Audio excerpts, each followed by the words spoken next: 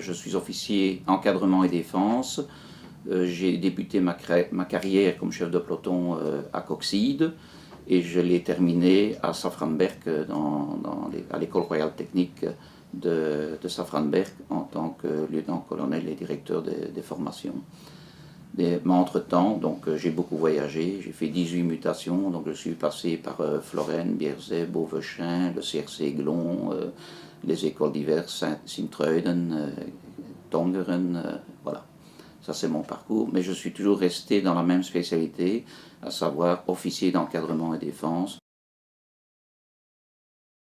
À l'époque, j'étais au 3e wing tactique, donc de chasseurs-bombardiers, qui comportait 2 escadrilles, la première escadrille et la 8e escadrille. La 8e escadrille de chasseurs-bombardiers avait donc l'expérience de ce qu'on appelait les missions AMF, Allied Mobile Force. Et c'est dans ce cadre que nous sommes partis. Mais je me rappelle à l'époque, dès que Saddam Hussein avait envahi le Koweït, nous sommes restés un peu en stand-by avant une désignation officielle, une demande pour pouvoir nous déployer en Turquie. Et ça s'est fait un 31 décembre, où là nous avons tous les officiers avoir été réunis à Bruxelles pour préparer le départ et accomplir cette mission. Et donc j'ai été désigné par mon chef de corps à l'époque, qui était le colonel Joly, comme commandant de détachement pour l'installation, la préinstallation sur l'aérodrome. Donc réquisition des bâtiments, etc., quoi.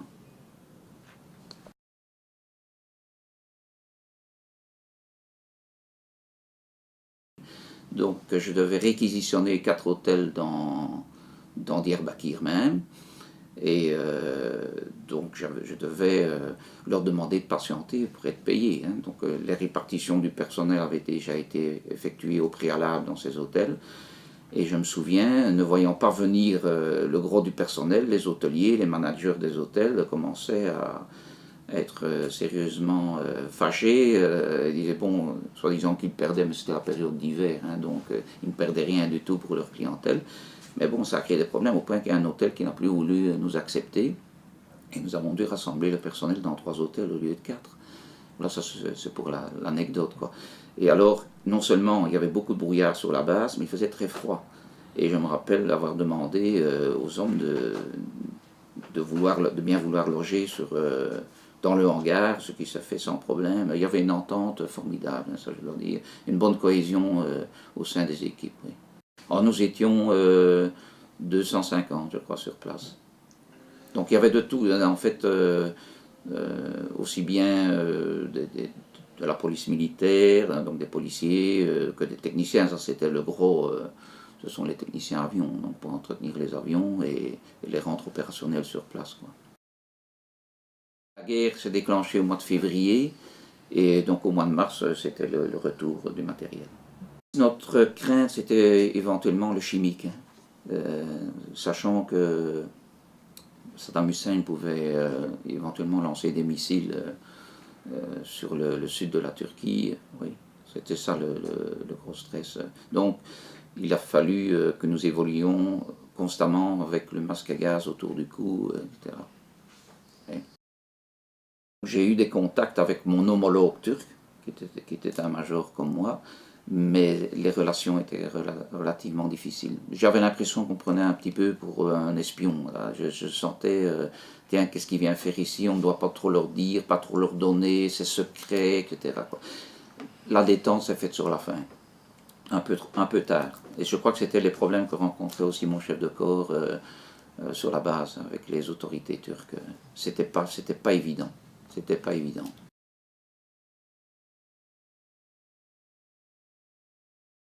Là, je suis parti à Kaboul et j'étais donc dans un premier temps le commandant en seconde de la POT, donc de l'air, de la zone militaire sur l'aérodrome civil, parce que c'était un aérodrome civil, Kaboul. Donc nous étions là pour la reconstruction et la sécurité de l'aérodrome. Donc là, une belle expérience en ce qui me concerne, 4 mois sur place avec les hommes, et je suis resté 5 mois puisqu'il y a eu les reprises, remises. entre chefs, quoi, entre patrons. Mais on sollicitait à l'époque un officier d'encadrement défense au départ. Après, donc le commandant de la base étant un colonel allemand. Et là, au niveau international, c'était de l'international. Et c'était pour nous les toutes premières missions mixtes. J'entends par là, mixte force terrestre, force aérienne. Donc je suis parti avec une compagnie de chasseurs ardennais, de marchands famines, pour la défense intérieure de l'aérodrome. J'avais aussi un détachement de luxembourgeois. J'avais une section luxembourgeoise qui était intégrée à mes chasseurs ardennais. Et donc j'avais aussi, je suis devenu dans un second temps, après un mois sur place, ce qu'on appelle le NCC, donc le National Representative des Belges pour tout l'Afghanistan. Donc tous les Belges qui étaient déployés aussi bien à l'état-major de la brigade que sur la base de Kaboul, quoi. Nous avons des moments de 45 degrés, voire on pouvait cuire un œuf sur le capot de la Jeep, hein, et la poussière, hein, les vents de sable qui se soulevaient en général le soir vers 18h, 17-18h. Ouais. Donc il y avait de tout. J'avais un hôpital de campagne suédois, je crois bien, oui c'est ça. J'avais des Français, il y avait un bataillon de 600 Français qui assuraient la sécurité extérieure de Kaboul. Je servais d'ailleurs bien souvent d'interprète, puisque hein, c'est bien connu que les Belges peuvent se débrouiller aussi bien dans la langue de Shakespeare que la langue de Vondel. Donc j'aidais bien souvent nos amis français dans leur relation avec le commandement. Voilà, ça c'est pour la petite anecdote. Oui. Pas mal de gens de l'EOD, donc des gens pour la destruction des engins explosifs. Donc notre objectif c'était de remettre la base tout à fait opérationnelle, hein, aussi bien au niveau des télécommunications, des systèmes de navigation pour les avions, et donc nous engagions des locaux pour travailler sur la base. Notre problème aussi, c'était la confrontation avec la drogue, hein. Donc nos sentinelles qui étaient au corps de garde, on autorisait, parce que bon, c'était dans les us et coutumes de nos amis afghans, hein, des civils qui franchissaient la base pour venir travailler, de transporter un peu de drogue à titre personnel, mais parfois les quantités dépassaient ce qu'on peut estimer en quantité personnelle, hein. Donc voilà, donc c'était confisqué, on confisquait les GSM parce qu'il y avait la crainte de l'attentat en permanence, hein. C'est difficile pour nous de reconnaître un Tadjik d'une autre ethnie. C'était pas marqué sur leur visage, hein.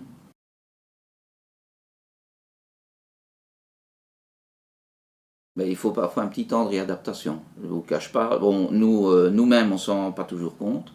C'est les proches et les extérieurs qui vous trouvent peut-être parfois un peu plus agressif ou un peu plus nerveux. Oui. On me l'a dit, on dit tiens, tu m'as l'air un peu plus agressif, un peu sur la défensive. Oui, parce qu'on voit des choses, hein. J'ai connu des morts. Quand je suis arrivé, le bus allemand qui ramenait les soldats allemands à l'aéroport, ben, il a sauté, quoi, hein. Il y a eu une trentaine de blessés, peut-être un ou deux morts, et j'en ai connu d'autres, hein. Donc c'est assez émouvant de voir, j'ai vu des Anglais qui avaient sauté sur des mines, qu'on ramène sur l'aéroport avec tout le cérémonial militaire, c'est très émouvant, hein. Donc on voit tout ça, on voit la pauvreté, la misère des Afghans. J'ai eu l'occasion de faire une mission avec les Français à l'extérieur de la base, on se rend compte un petit peu de ce que vivent les gens là-bas, hein. Voilà. Donc c'est vrai il faut un temps de réadaptation.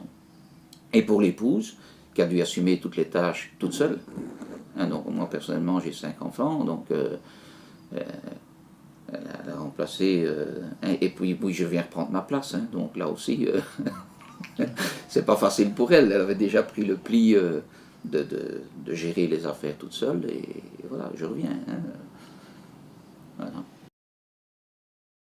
Donc lorsque je suis rentré de mission, j'ai élaboré mon rapport. Je dois vous dire honnêtement que les rapports avec le command post de Bruxelles n'a pas toujours été des plus faciles. Je m'explique, je donne un petit exemple.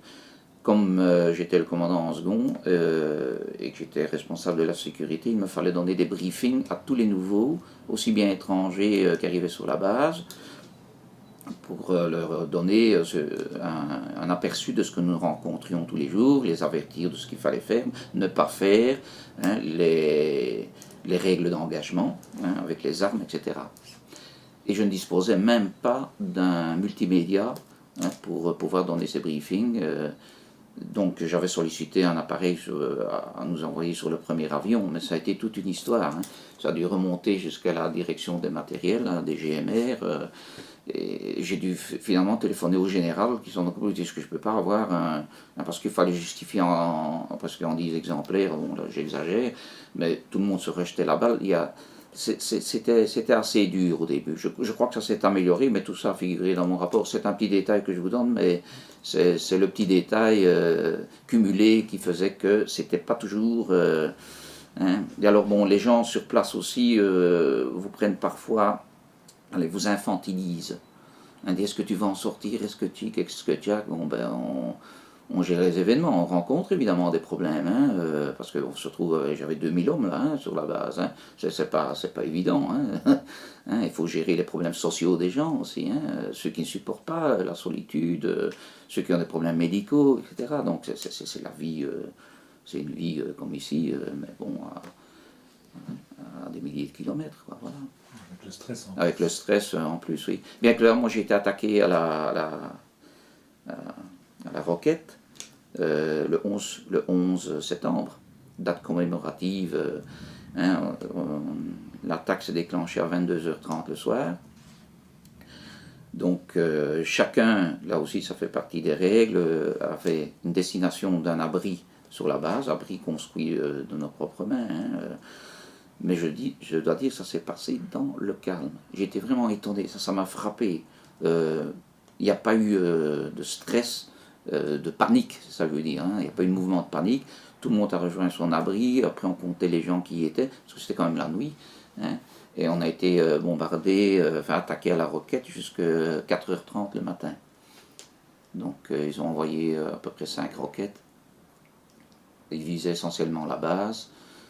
Il y avait un centre de la CIA sur la base qui était plus visé que nous, parce qu'ils en voulaient plus aux Américains que nous. Les Américains n'étaient vraiment pas bien vus. C'était personnel non grata. Hein, ça, on le sentait manifestement, hein, parce qu'au niveau de la communication, les Belges ont quand même un petit plus. Ils ont un petit plus. Hein, au niveau des relations humaines, etc., avec les Afghans, ça passait beaucoup mieux. Oui.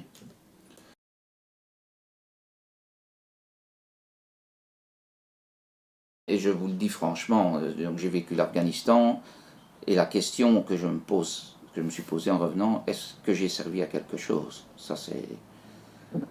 Et parfois j'ai la réponse, c'est de dire parfois non. Hein. D'ailleurs, on voit toujours où on en est maintenant. Hein. C'est un peu un bourbier. Les talibans sont toujours là, ils rentrent, ils connaissent leur terrain, ils sont dans la montagne, dans le désert, ils savent survivre. On a beau avoir les plus beaux armements, et puis c'est pas par les armes qu'on va régler le conflit. Hein.